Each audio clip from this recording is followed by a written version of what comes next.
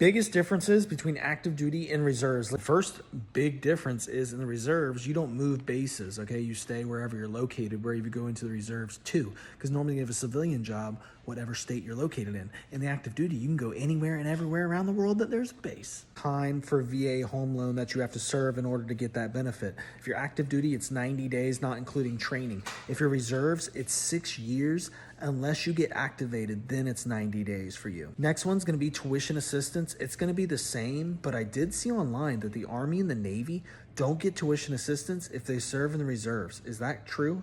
Because I did see that online. A big one's gonna be pay, okay? Like the lowest level enlisted, if you go into the reserves, is gonna get right around $380 for their drill.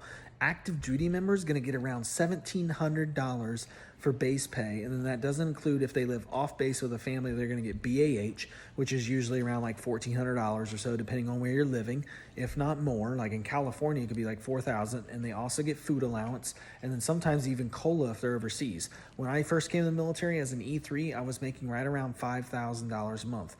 Compared to reserves, it's like 380 right out of the gate. And also reserves, you're paying for the insurance. Active duty, you're getting the benefit, especially if you're overseas, of prime, not paying for any insurance. Next big difference is going to be VA disability. If you get injured while you're active duty, it's a lot easier to get compensation later on when you get out than it is in the reserves, okay? That's because in the active duty military, you're considered on duty like 24/7. So if you get injured, if you get in a car accident, let's say, and you're overseas and you injure your back for the rest of your life, well, you're going to get compensation for that because you wouldn't have been overseas if you weren't serving in the active duty military. But in the reserves, the only way that you're going to get injured during duty hours is if you got injured like while at drill and went straight to the doctor, and it's on record, but they're still going to give you a fight for it.